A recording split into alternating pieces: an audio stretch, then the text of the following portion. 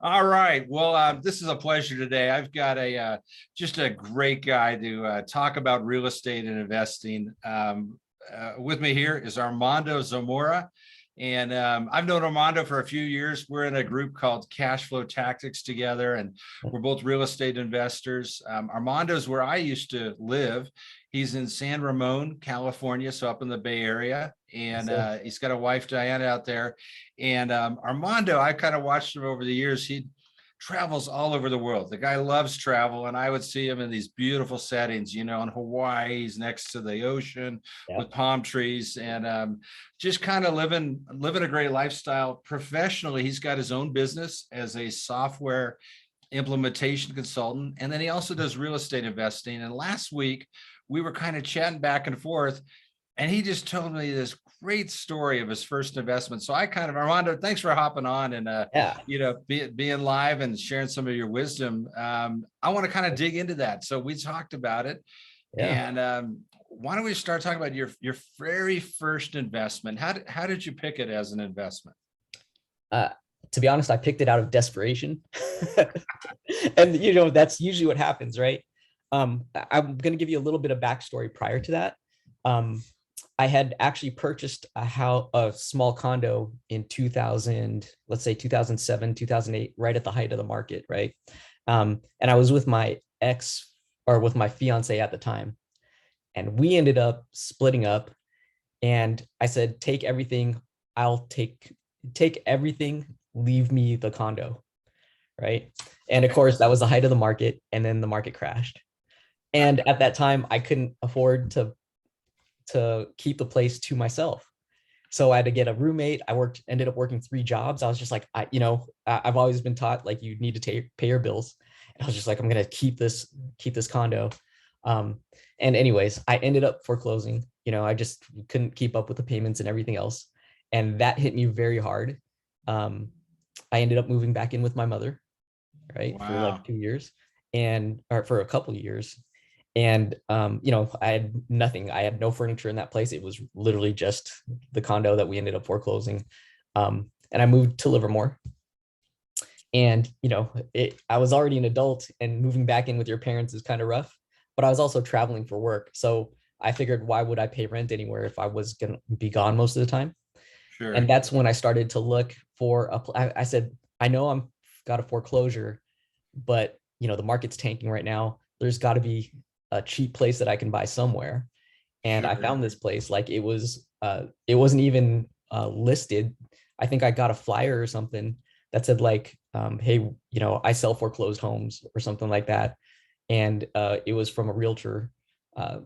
And I looked at his listings, and he had this one place, which was like a 1-bedroom, 1-bathroom in an old dingy building for $65,000 roughly. And I was like, 65, that seems impossible, right? No kidding. In the Bay Area, even after the foreclosure, that's like fantasy land numbers there. And by the way, Armando, I know a lot of investors, and man, that downturn was brutal for so many. I mean, I was fortunate to hang on, but I hung on by like the skin. I mean, it was humbling. It was really, really tough for those that had real estate, because we all got kind of whipsawed, right? Nobody knew that it was going to go from where it was and plummet so much. So, I mean, so many of us that were in the market then, we learned it. But I mean, I know most of my peers were in the same boat as you and I, right? It was a challenging time. So anyway, you found a place, 65 grand in the Bay Area, and you're thinking like, wow, is this for real? Yeah. And I called the realtor up. He said, yeah, we can go take a look at it. And it was, like I said, it was basically an apartment condo conversion. Right. And right. It was built in the building itself was built in the 60s. So it was older, and it had that like old people smell when you walk the hallways. And I said, you know what? I love my mom, but she's driving me crazy, and I need my own space. Right. And I had $30,000 saved up at that time. And I was like, I just need to make this work somehow. And so I thought about it. I was like, I know my grandfather he's got to have some cash stashed away. Right. So I asked my mom, like, hey, do you think grandpa will go in on me with this? And she said, why don't you ask your grandpa? So, it was kind of like The Godfather. I had to like drive down to San Francisco, kiss the ring, you know, Yeah. and basically just talk it through with my grandpa. It's like, grandpa, like I found this property that I think is really good. I know you've bought properties before, you know, my grandpa, he invested as well. And I think this is going to be a really good deal, but I need roughly $40,000. Might be 30, depending on how much I can save up by that time. But I had already locked in the property. And Okay. he said, well, you have to ask your aunties. So my grandfather has 4 daughters. One of them's my mom, and then, or I'm sorry, 3 daughters. One of them's my mom, and then the 2 other sisters. I was like, Okay. why do I have to ask my aunties? Like, and she said, he said, well, if they say it's okay, then you can do it. And I was kind of annoyed by that. I was just Yeah. like, this is a A-B conversation. Why are you bringing all these other people into it? And at the later on, I kind of realized, well, it's technically their inheritance that I'm taking, right? Right. Right. Yeah, or at least a Absolutely. Yeah. portion of it. Yeah, and kind of insightful of him to kind of look at the bigger picture, right? I mean, obviously your Yeah, family, but he's trying to look at it from a fair standpoint too, and be fair to you, but probably fair to his immediate, you know, the people that are going to inherit stuff. So yeah, that's it's a pretty wise approach actually on his part. So yeah. what'd you do next then? So next thing, I basically made the rounds. Right, kissed the rings everywhere. Right, I went to my auntie, who was my godmother, so my mom's sister, because she was. I felt like she would be the easier sell. Right, I said, "Hey, auntie, there's this property. You know, did the whole spiel. It's in Livermore. It's down the street from my mom, so I won't be too far away from her." And then she said, well, how much is it? And I was like, 40,000. And she's like, you know, this is the worst time to buy real estate. You know, the whole like the negativity around it, right? Right. And my family had just been going through it. They had bought some properties in Las Vegas and they ended up foreclosing there. And those were supposed to be their retirements, right? Wow. So, and then I had to go to my other auntie, same deal. Like, you shouldn't be buying properties right now. You just foreclosed. Like, what are you thinking? And eventually I convinced them. I said, hey, like I've got this really good job. Like, I don't think it's going to be an issue. I promise I'll pay grandpa back, you know, that whole deal. Right. So eventually, after a lot of back and forth, and luckily my mom convincing them, um, they gave my grandpa the green light. Okay, fine, let Armando figure it out. All right. All right. So you did a good job. You're a good salesman. You convinced your grandpa, you convinced the aunties that you were good for it. And even though initially they're like, why are you doing this at this time? You were Mhm. able to get them to buy into it. Yeah, and That's then great. well, I thought I was done. So I go back to my grandpa and he says, "Come over again. We have to talk through this. Bring your laptop." And I said, "Okay." And then he said, "Okay, I'm going to dictate to you the contract." And I said, "Contract? What the heck?" So my grandpa was a lawyer in the Philippines, and an engineer, and then he came here to the States. And you know, so he actually had me, he dictated the contract, the terms of the agreement, and everything else. He said, you know, I, Armando Zamora, you know, owe Abelardo Grospe, you know, that whole deal.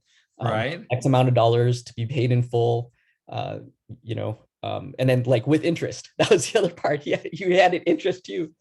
And so I was like, man, this is a lot of work, right? And he made me print it Yeah. out. We had to sign it, and he kept it. I kept a copy, and then like I think a week later, because he had to go to the banks, right? So my grandpa's really old school. Like he keeps his money in 4 different banks. Uh-huh. He had to like go from one to the other to combine the cash to give to me, because he didn't want to. I guess he doesn't want to keep more than X amount of dollars at any bank. Right. So it took Okay. like a week, and I had to go with him. I had to drive him to every bank, and I was like, I didn't even know you went to this. You had this many banks. And eventually, he wrote me a check, and then I was able to purchase the property from there. But even then, I mean, it was like a rundown, you know, apartment. So there Right. was a lot of sweat equity involved after that. I pulled out the carpets, did the repainting, you know, just made everything nicer.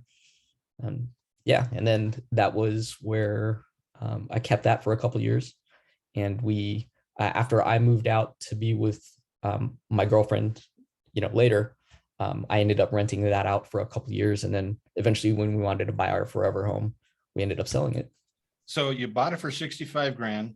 Mhm. Not pretty. not put a lot pretty. of sweat equity into it. You had to work for that loan. I mean, for $40,000, he made you work and show you were good and do it Yeah, professionally, which, to his credit, I mean, he probably did you a favor in a way of seeing how to loan money properly, right? The money's valuable and you got yeah, to treat it like that. And he made you work for it, which I think that's really cool. So you got the price for 65. yeah, It's got to, it needs some work. You're fixing it up and then you rent it out. What yeah, was your exit strategy, or how did that end up going? So that was the beginning of it, not pretty. yeah. Everybody Not tells you like, Armando, why are you doing this right now? And you're like, I know what I'm doing. It's going to work. It's a good deal. How yeah. does how does it end up? So I ended up buying that 1 bedroom, 1 bathroom, and then more of them come up, and I was like, we got to buy more. Like this is a decent, like, the location was great. It was, Right. 5 minutes from my gym, and it was like right next to a hospital, and 2 blocks from two different grocery stores. It was just a really good location. It was just not a nice building, and behind it was a running trail, on a creek. So it was really Wow. like, yeah. So like, when I actually moved in there, because I ended up living there for a bit, um, because the whole thing, like, live in it for a couple of years and then move out, and that was my plan, and then to rent it out, right? And I tried to convince my brothers, anyone that would listen to me. I was like, we need to buy more of these. Like, this guy, this realtor has this whole building on lock, and he's just getting all these foreclosures right there, but no Right. one would listen to me. Right? And I was like, I Right. didn't have any, I was tapped out, right? Right. um, so my whole plan was really to just rent it out once I moved out, and I didn't have any real exit strategy in terms of like wanting to sell, because in my head, like, I just wanted to have positive cash flow, right? I had no mortgage attached to this, so any money that I would have made would have just been upfront cash flow after the taxes and HOA fees. Right. Yeah. So after about 2 years, by then I was ready to propose to my girlfriend at that time, who's Diana, my wife now. But she said, I do not want to get married until I own my own place too. so Oh, okay. so Interesting. yeah, so like, she said, don't propose to me until I want to live on my own. I want to own my own place before I get married. So then I started thinking, well, it worked for this foreclosure. Let's try to find her a foreclosure too, just to speed up the process. Sure. Yeah. So she picked out a property, she found it.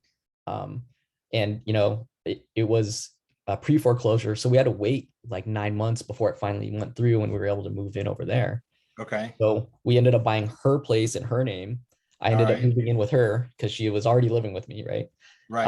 And then we ended up renting out our spot, and then yeah, and then she had her place, and we lived there for a couple years until we found our, what at the time we thought would be our forever home. And then the only way that we could afford it was if we sold our 2 properties. And so we ended up selling our two properties to put the down payment, but we made so much cash off of both of those that I had a little bit extra, and I flipped the extra money. I didn't put it all into our primary house. I bought 4 properties in Ohio over the next 2 years in cash. Wow. Yeah, Okay. With yeah, cash. So hold on. Let's go back to one for 65. So you bought it for 65. yeah. How Sorry, long did it till you sold it? How many years did you own it? I You actually ready? had to look it up. So I bought it in 2010, in cash for $65,000, Yeah. and then in 2013 we sold it for 210,000. 210,000. Yeah, and after 2 years of positive cash flow too, because That's like a 300% plus return on yeah, investment. So yeah, Armando convinces grandpa and convinces family, and you can walk away in 3 years with that sort of return. That was a home run. I mean, yeah. I'm sure the other one did well, but that was a home run investment. So wow, that's a great story. And then you bought 4, and where'd you say you bought them up in Ohio? In Ohio. What um type what type of property did you buy? Did you buy condos, single family? What type? Single family home, and that's what that kind of blew my mind. I was like, for the same amount that I bought a 2 bedroom condo here, I could buy 2 actual houses, like real houses, 3 bedroom, 2 bathroom. I think they were BC neighborhoods, right? Yeah. But we could purchase them, and they were fixer uppers. And Okay. I'd heard, I'd met someone that knew someone that was flipping homes in Ohio, and that's basically how I came across those. So let me ask you, how did you find Ohio in the first place? You're in the Bay Area. Yeah. What made you pick Ohio out of everywhere in the country? What drew you to Ohio? Was that research, luck, or how did you get there? Yeah. So I had, I from an investment standpoint, I was super traditional, right? I maxed out my 401k, maxed out my IRA. And then I didn't know what other avenues to go to. And I asked my financial advisor, I had a financial advisor at the time. I said, we're making pretty good money, or I'm making pretty good money now. But I don't have any other avenues. Like, what do I invest in? Right. And I was also invested in stocks, and I also had like a life insurance policy. So I had all these other things, Right. But I still had extra cash. And I was like, okay, where do I put this extra money? And he said, like, well, have you ever thought about buying properties out of state? I said, why would I do that? That's crazy. And then, he kind of like talked to me about it. And he said, I know a lot of people that are doing that now. I actually know another financial advisor based out of San Diego that he exclusively does that with properties in Ohio. And that's where he advises his people to go. Okay. And so I called that guy up, and he said, yeah, let me introduce you to my guy out in Ohio. And, I did my due diligence. I asked them for references and like what they thought about it, but I'd never been to Ohio, didn't know anything about it. Yeah, that's a big move. So there's properties in Ohio, and I've got a few there too. I'm up in Cleveland. I've got a few down in Dayton, Ohio. So what would you buy one for, and what would it rent out for? Just kind of ballpark at the time you bought them. So, so I bought these in cash, right? So they were Okay. bought them at $40,000, like 30, 40K. Yeah. And then put maybe $20,000 into them. So Okay. maybe all in $60,000. Right. But they'd rent at $800-900 a month. Right. So you were just crushing it in terms of return. You were way above the 1% rule. You were doing great. Yeah. Well, plus like I pay for them because at the time my mindset was like, I don't want to pick up any more mortgages. I just want to pay for these in cash and not have to worry about them. So, and that's why I bought like 3 or 4 of them, because I could buy them for so cheap. Yeah. And yeah, so I was just making money. It was like $900 a month times 4, roughly. So it worked out really good. Yeah, no kidding. And you got a local property manager. Did that work out pretty well for you? Did you have a good relationship with them? Yeah, again, like, so the guy that was flipping properties, he already had a relationship with a property management company. And so I worked with, I basically followed, he was doing turnkey before turnkey was a thing, right? Yeah. So yeah, I used him, and I've used them since day one. They actually since grew so big that the 2 partners ended up splitting up. I think there must have been some drama involved there. Right. And then I ended up coming under one guy, but I had been with them since day one, right? Since they split, and like half the properties went to this guy, the other half went to the other person. Right. And so I just built that relationship. And now like they call me regularly saying like, hey, we've got a tired landlord or something like that, with properties. Do you want to take a look at this? Will it work for you? So it's been nice. Wow, that's great. Yeah, those relationships are gold, where you've got that long-term relationship. So have you bought any more in Ohio from that person? No, and it's funny because for a while I just wasn't buying property because So explain that. So you weren't buying property. So you had a great experience on your condo. Diana had a good experience. You guys made money, rolled it into a home you live in. Yep. Then you pay cash for 4 in Ohio, and you're crushing it, right? You renovate them, you step out of your comfort zone, and it works fabulous, right? Yeah. So you've got almost $4,000 a month, give or take, 3,500 to $4,000 coming in. Why? I guess my question is why didn't you go ahead and say, hey, I want to pick up a couple more and keep it going and rolling it out? Yeah. So that was around 2013, 2014. At that time, my wife said, I want to go back to school. And I was like, oh, okay, cool. I was all right with that. And then I said, right. I'm paying for this.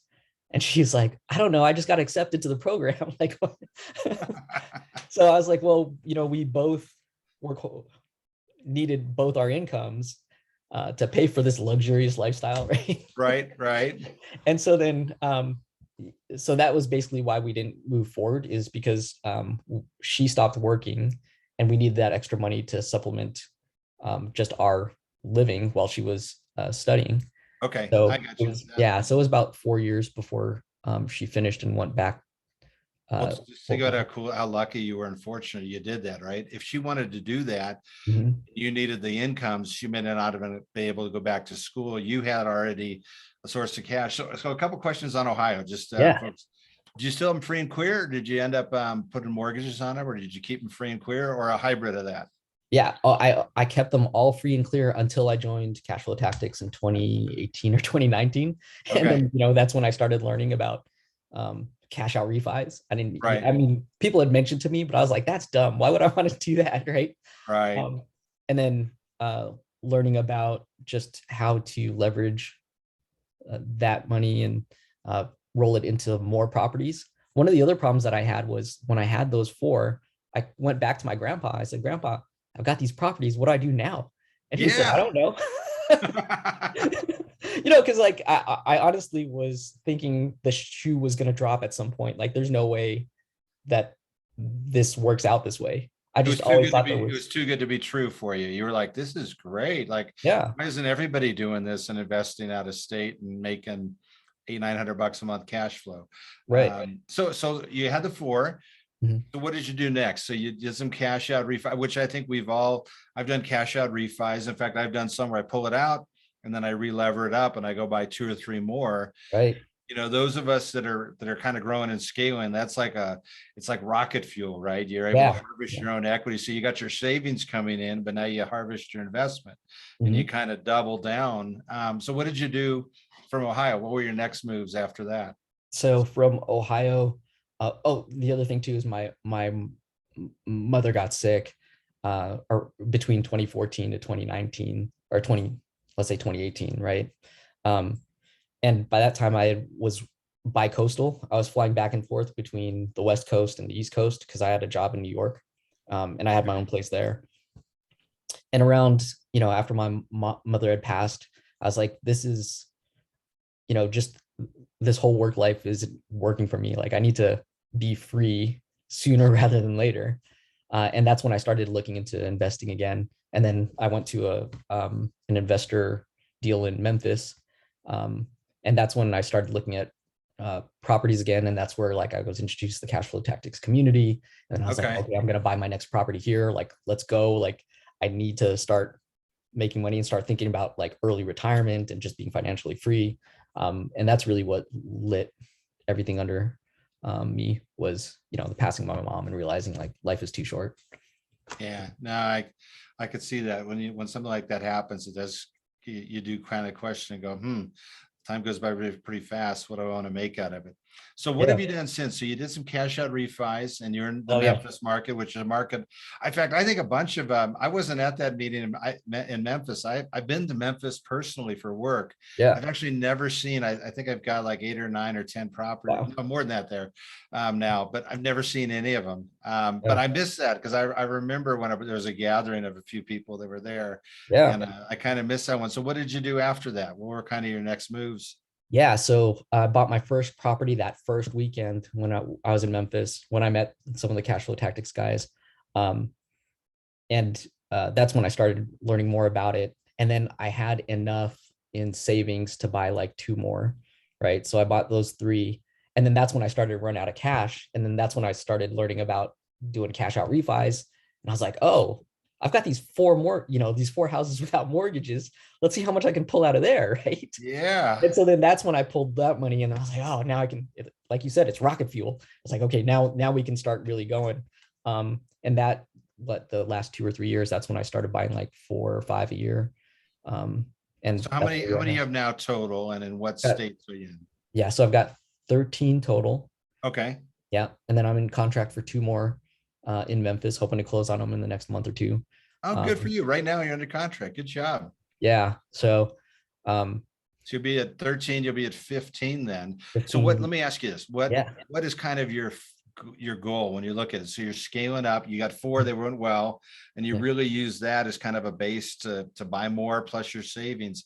Yeah. Do you have a target? What are you aiming for in terms of a goal of a number of properties? Yeah, I mean, for me, it's 50.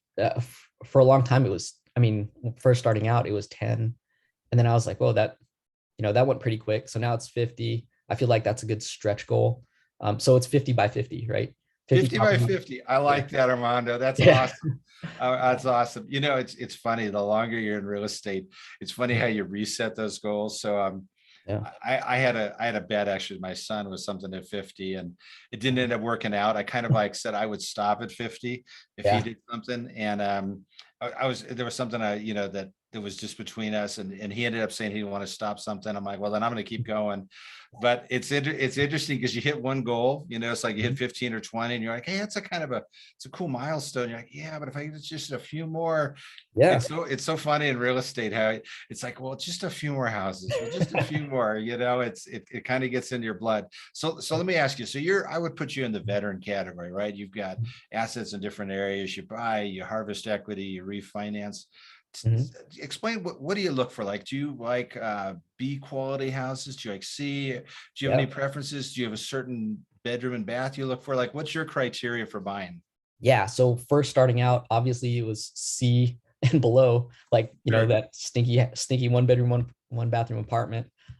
Now that I've got a little bit more comfort, and really I was just looking at cash flow, right? I just wanted a lot of money for as little as possible. So I was looking at C properties that I felt would be really good. But over time, I realized, again, quality of tenant, things like that, and just appreciation. Now I'm like more of the B neighborhoods, but starting off, it was all C's, like anything less than $100,000 I was looking at. And, in not crime ridden neighborhoods, but, purely working class places. Sure. So, yeah. So C, and now I'm looking at B's and C's, but I still like that range. Uh-huh. And I think it's a mental thing too. Like, I feel like the mortgages at that level, like less than 150K, between 100 to 150K, I always feel like if one of those completely tanks, I can weather that storm, right? Right.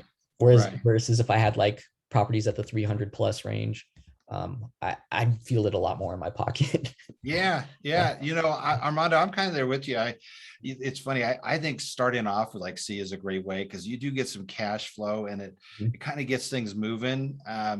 What's interesting, I see some investors, they start off with B as C, and they're like, oh, I like B and A and new construction. And I Yeah. think people are overlooking some things. I'm totally fine with decent C properties. I mean, I've Yeah. had them where people have long-term tenants and there's nothing wrong. It's just a C Mhm. property might be a little bit older, maybe a little smaller, maybe you got a carport instead of the garage, right? I mean, Right. little things, but I'm kind of like you. I'm very comfortable with C class, B class properties, and especially ones that have been kind of the turnkey. If you get a renovation inside Yeah. and it's got good bones on the outside, but it's been fixed up inside, gosh, they're great. They're great money makers. And Yeah.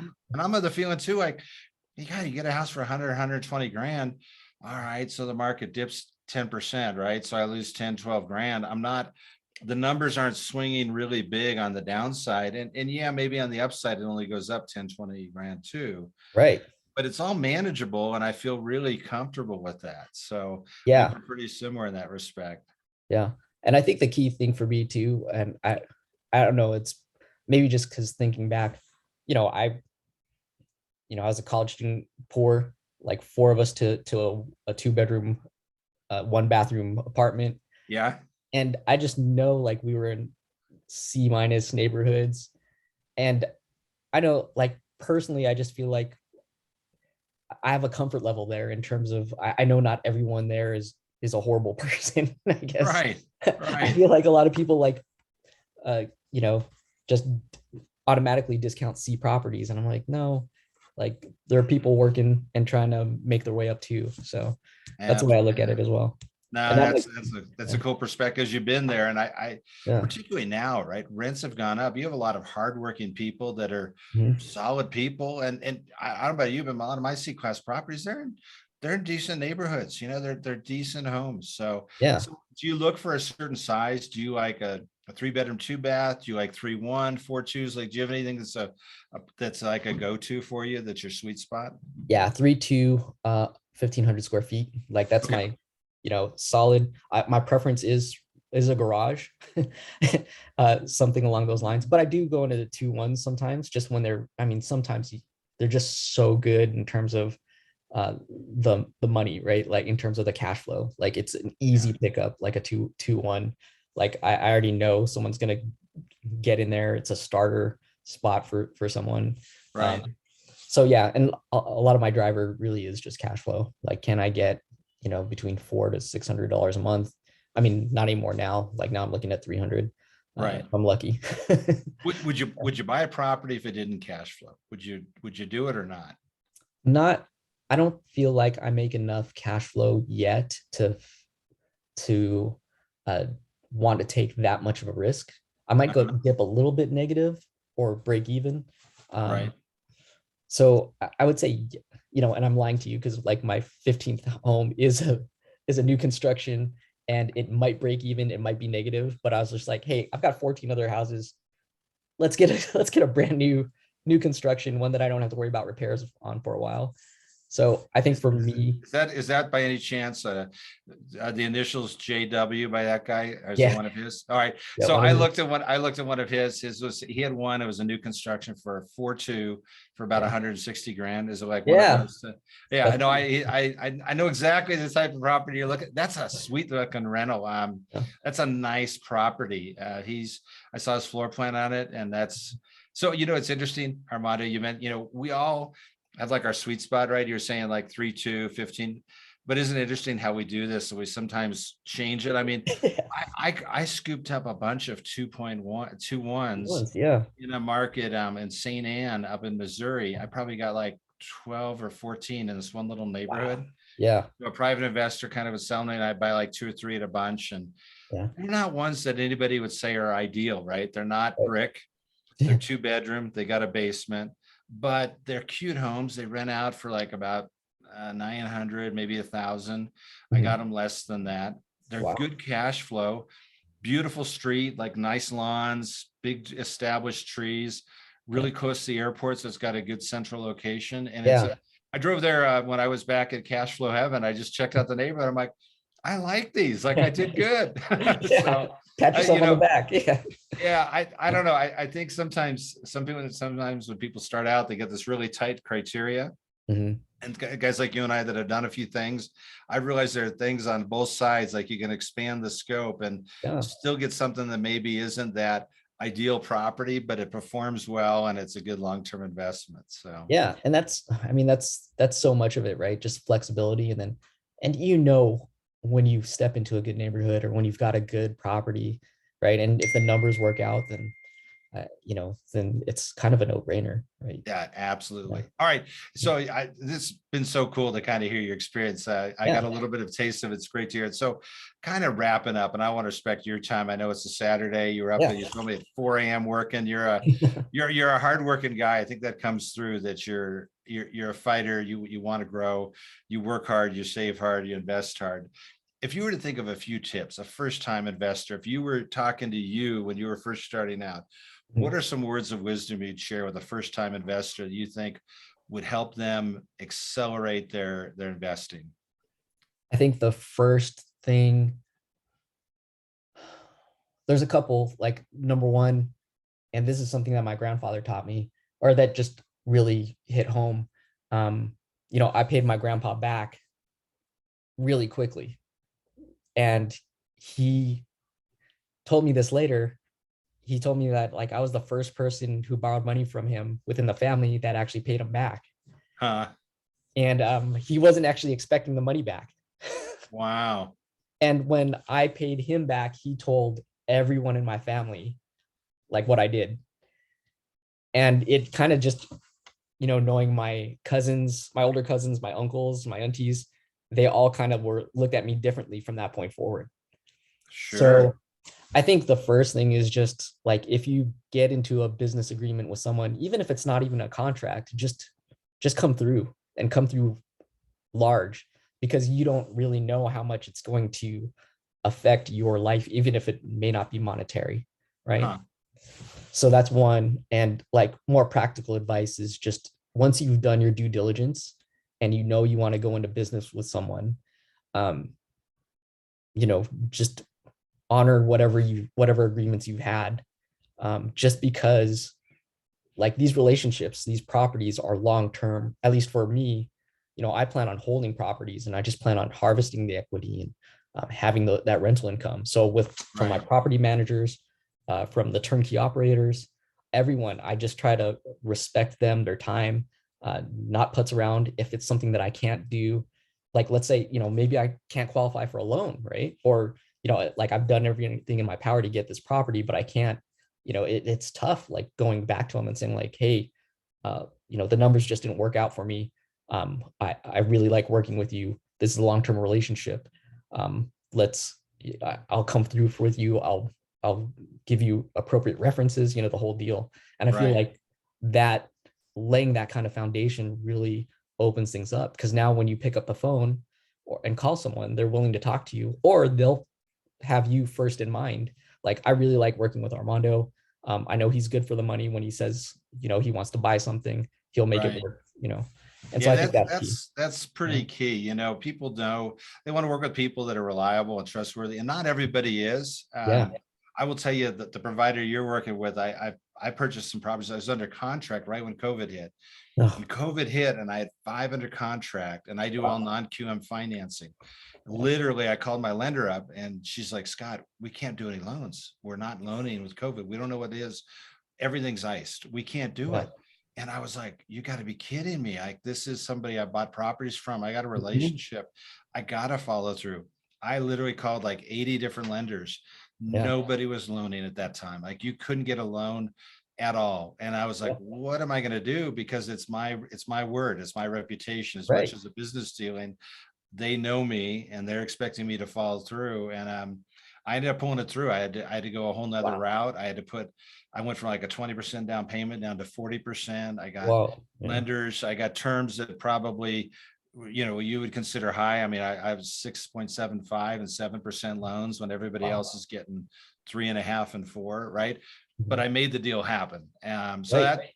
that's some wise input there of like your word is your bond, right? And Mhm. you're building a reputation. What other tidbits would you give for first time investors that would be help accelerate them moving forward with their investing? Yeah, I think the other thing for me, just really question why you don't move forward, right?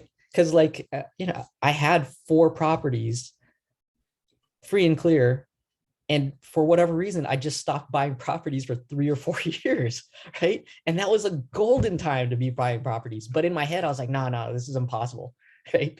Like, get out of your own way, get out of your own head, talk to people that actually are 2 or 3 steps above you, not so far ahead that they blow you out of the water and it's inconceivable, but guys that are just like right ahead of you so that you can draft behind them, right?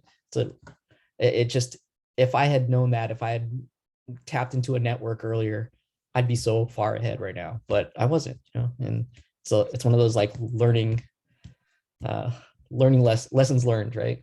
Yeah, yeah. Well, we all start off doing our own thing, and we're Mhm. not always necessarily in a community of people that are like-minded, kind of trying to build real estate portfolios. Yeah, Sometimes, like it sounds like for you, it was a solo effort, right? You had the financial planner, but you didn't have anybody else, that was helping you along. I've heard a lot of people say what you just said, which is find Mhm. somebody that's just a little farther ahead and Yeah, draft off of them and follow them. And gosh, I didn't learn that lesson in life earlier, yeah, but I think that's so wise. Like, if you want to move down the road, you find somebody, if somebody's really good at working out, right? And you're like, yeah, oh, what do you do to stay that fit? Like, they'll tell you, right? A lot of people want to help others out. And that's some really wise wisdom there, Armando. Like, yeah. uh, I drafting gotta behind somebody. I gotta credit my track coach for that one.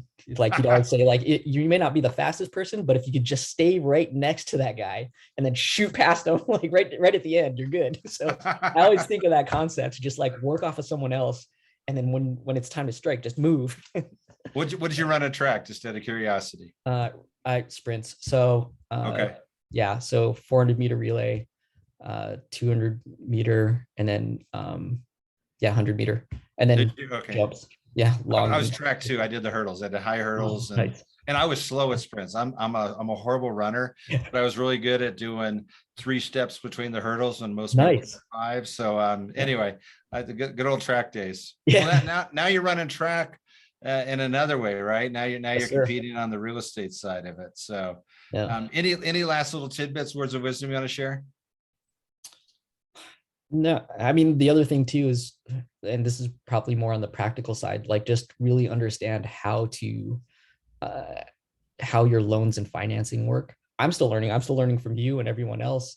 And plus, the environment changes so often that it helps to have a couple a couple lenders that you can really bounce ideas off, because they're the ones that are going to help you save the deal. I can't call my grandpa for everything, right? So I need people with deeper pockets, or at least with the knowledge on how to get that financing. So I think that's key as well. And it goes back to that relationship. Some people, if they know you're not as mature of an investor, they're not going to show you like all the products that they have, because they know you won't get it, and you'll reject it outright because it doesn't make sense to you and you don't Right. understand it. So Right. yeah. That's great. I always have a few different lender relationships, because at the end of the day, you need capital, and loans are what allow you to kind of keep jumping forward faster. So, Yeah. and Armando, it's great hearing your story. When you talked about it, I was like, oh man, we got to talk more about this. That is such a cool story, and Yeah. it's a cool story of you and your follow through. A lot of people would have kind of given up, like, oh, I got to go talk to people, and I got to bring over I mean, some people would have said, hey, this is too much of a hassle. It's only 40 grand. Are you either going to give it to me or not? But Yeah. it's been cool getting to know you in the community, Armando. Like, you're always Thanks. on the calls, making suggestions, helping people out, and it's you have a great deal of integrity, and I love how you want to hit it big, go for 50 properties.